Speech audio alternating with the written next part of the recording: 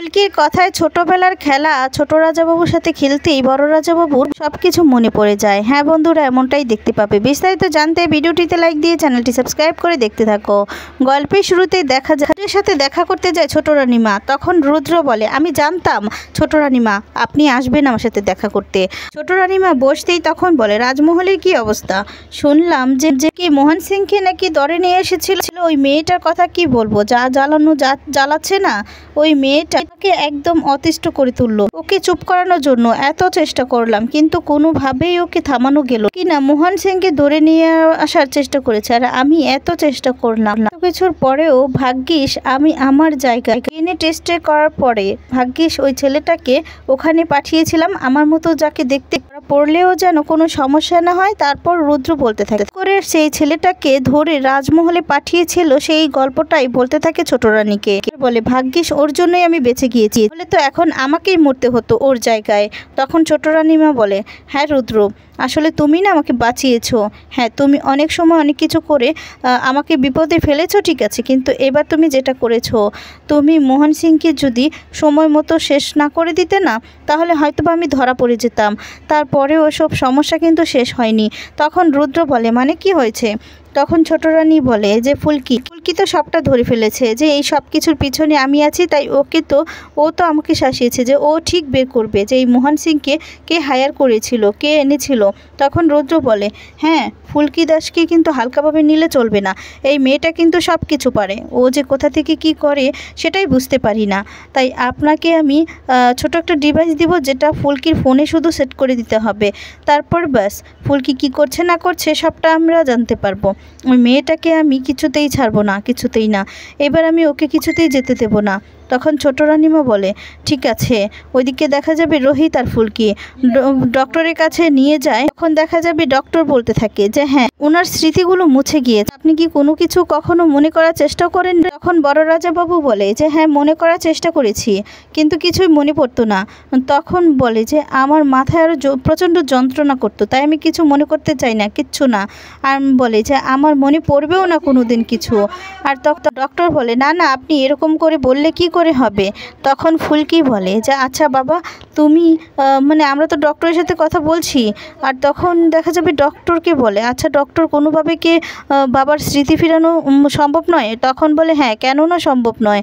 আর তখন দেখা যাবে বলতে থাকে যে দেখুন, আমরা ডক্টরের বাসায় এটাকে স্মৃতি মুছে যাওয়া বলে। সময়টুকু ওনার স্মৃতিগুলো মুছে গিয়েছে, সেগুলো সময়টুকুর মধ্যেই ওনাকে, সেই স্মৃতিগুলোর মধ্যেই ওনাকে রাখতে, ওনার পুরনো সব কিছুর মধ্যে রাখলে আস্তে আস্তে স্মৃতিগুলো মনে পড়ে। ফুলকি বলছে, কি বলছেন আস্তে আস্তে? সব কিছু কি তাড়াহুড়ো করে মনে করানো যাবে না? এখন ডক্টর বলে, আপনার তো দেখছি অনেক এত তাড়াহুড়ো করলে কি করে চলবে, আস্তে আস্তে সব কিছু মনে করাতে হবে। রাজাবাবু তখন বলে, দেখুন ডাক্তার, আমার না জীবন শুরু হয়েছে সাধু জীবন থেকে, তার আগে কিছুই আমার মনে পড়ে। আমার মেয়ে আমাকে বলে হয়তো বা আমাকে ইচ্ছে করে মেরে ফেলার চেষ্টা করেছিল, তাই আমার কথাগুলো মনে করতে না ইচ্ছে করে না, মনে করতে চাই না আমি। ফুলকি বলে, এটা বললে কি চলবে বাবা? আমি তো চাই তুমি এখনই সুস্থ হয়ে যাও, সুস্থ না হলে যে সমস্যা। তখন রোহিত বলে যে ফুলকি, যেভাবে ডক্টর বলছে সেভাবে আমরা করলে ঠিক বাবা সব কিছু মনে পড়ে যাবে। তারপর ফুলকি মনে মনে বলে, আস্তে আস্তে মনে পড়লে কি করে হবে? না না, আমাদের যত তাড়াতাড়ি সম্ভব বাবার স্মৃতিশক্তিগুলো মনে করাতেই হবে। বাবাকে কে কারা মারতে চেয়েছিল সব কিছু না জানতে পারলে যে ম্যাডামকে আমি কিছুতেই শাস্তি করতে পারবো না, ধরতে পারছি না।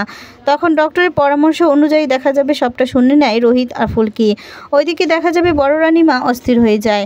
আর তখন দেখা যাবে ছোট রাজাবাবু বলতে থাকে যে বৌদি, তুমি একদম টেনশন করো না, ফুলকি রোহিত যে দাদাকে শহরে নিয়ে গিয়েছে না, তুমি কিন্তু কাউকে কিছু বলবে না। বড় রানীমা বলে, কেন তুমি এ কথা বলছো কেন? তখন দেখা যাবে ছোট রাজাবাবু বলে যে না, আসলে এগুলো এখন জানানোর কোনো দরকার নেই। দাদা যে কেন দাদাকে নিয়ে গিয়েছে সেটা পরে জানা যাবে। দাদা সব কিছু মনে পড়ে গেলে তখন সবাই জানতে পারবে, তাই বাড়িতে কাউকে কিছু বলো না। দেখছোই তো চারদিকে যা হচ্ছে। তখন দেখা যাবে রোহিত আর ফুলকি বড় রাজাবাবুকে নিয়ে চলে আসে। তখন বড় রানীমা বলে, ফুলকি কি বললো ডক্টর? তখন বড় রাজাবাবু বলে, আর কি বলবে, আমার না কিছু মনে নেই, আগের কিছু মনে পড়ছেও না, আমি কিছু মনে করতে চাই না, বুঝতে পেরেছো? তখন দেখা যাবে ফুলকি বলে যে আচ্ছা বাবা, এরকম বললে কি করে চলবে বলো তো, তোমাকে তো সবটা মনে করতে হবে, তাই না? আর তাছাড়া তোমার জন্য তোমাকে আগের কথা মনে পড়লেই সেই আগের মতো করেই তোমাকে আবার চলাফেরা করতে হবে। আর তখনই দেখা যাবে কি বলে আচ্ছা বাবা কি কি করতো আগে, আর তখন ছোট রাজাবাবু বলে দাদা কিন্তু খুব ভালো দাবা খেলতো, আমি তো খেলতাম ছোটোবেলা, আমার সাথে খেলতো তো। আর তখন রোহিত বলে বাহ, এই তো একটা খবর জানা গেল। এদিকে দেখা যাবে ছোট রানীমা ইন্দ্র সবটা শুনতে থাকে। তারপর দেখা যাবে ছোট রানীমা বলে না না, কিছুতেই দাদা সব কিছু মনে পড়লে চলবে না, তাহলে তো আমি ফেসে যাব ইন্দ্র। তখন ইন্দ্র বলে যে মা তুমি চিন্তা করো না, আমি ফুলকির উপর সম্পূর্ণ নজর রাখছি। তারপর ছোট রানীমা বলে যে না না, শুধু নজর রাখলে চলবে না, সবটাই জানতে হবে আমাদেরকে। ছোট রানীমা বলে তোমাকে একটা কাজ করতে হবে, ফুলকির ডিভাইসে একটা ছোট্ট ডিভাইস মানে লাগিয়ে দিতে হবে, তাহলে ফুলকি কী করছে না করছে সবটাই জানতে পারবো। তখন ইন্দ্র বলে হ্যাঁ মা তুমি চিন্তা করো না, সব কিছুর ব্যবস্থা হয়ে যাবে। ফুলকি একবার হলেও তো ফোনটা নিজের কাছ থেকে দূরে সরাবে, তাই না? তখন আমি সেট করে দেবো, তুমি চলো অফিসে গিয়ে আমরা কথা বলি। এই বলে ছোট রানীমা আর ইন্দ্র সেখান থেকে চলে যায়।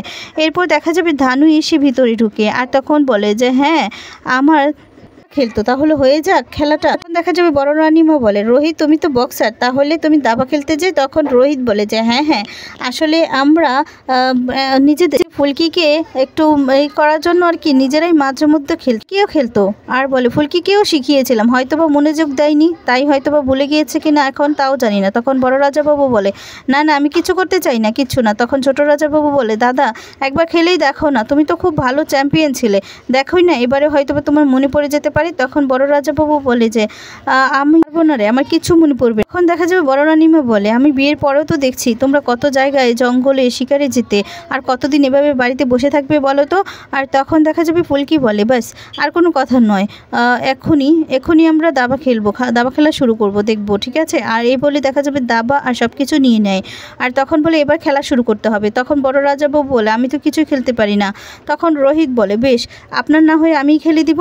তখন ফুলকি বলে যে হ্যাঁ স্যার বাবার হয়ে নয় খেলে দিবে, ঠিক আছে। তখন রোহিত ইচ্ছে করেই পালট করে সেগুলো দিতে থাকে। আর তখন ছোট রাজাবাবু বলতে থাকে দাদা তোমার জামাই কিন্তু খুব ভালো দাবা খেলে, তাই না? এবার কিন্তু আমি কিস্তি চাল করে দিব। এই বলে দেখা যাবে ছোট রাজাবাবু এক এক করে গুটিগুলো চাল দিতে থাকে। আর তখন দেখা যাবে রোহিত হেরে যেতে থাকে। আর তখনই ফুলকি বলে যে যা স্যার তো দেখছি হেরেই যাচ্ছে।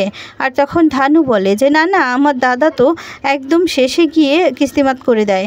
আর তখন ছোট রাজাবাবু বলে একদম তো দেখছি দাদা তোমার জামাইও তোমার মতোই, আমার দাদাও কিন্তু শেষে গিয়েই কিস্তিমাত করতো।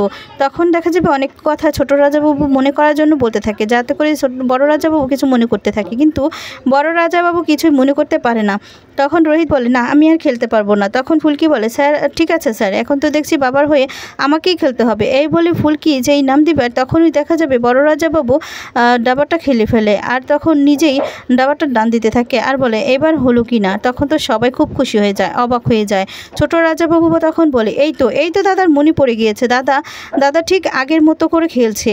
আর তখন বড় রানীমা বলে যে তাহলে কি ওনার কিছু মনে পড়েছে? তখন দেখা যাবে বলতে থাকে যে না না আমার কিছু মনে পড়ছে না, আমি কিছু মনে করতে চাই না মনে করতে। তখন ফুলকে বলে বাবা এটা বললে কি চলবে, তোমাকে তো সবটা মনে করতে হবে। এর আগে দেখা যাবে যে রাজাবাবু তোমাকে সবটা মনে করতে হবে না বলো তো। আর তখন এদিকে দেখা যাবে ছোট রানীমা ফন্দি আঁকতে থাকে যে কি করে কি মোবাইলে কিভাবে ডিভাইসটা সেট করে দেওয়া যায়। তো বন্ধুরা আজকে পর্বটি তোমাদের কেমন লেগেছে কমেন্টস করে জানিয়ে দাও। পরবর্তী আপডেট পেতে চ্যানেলটি সাবস্ক্রাইব করে ধন্যবাদ।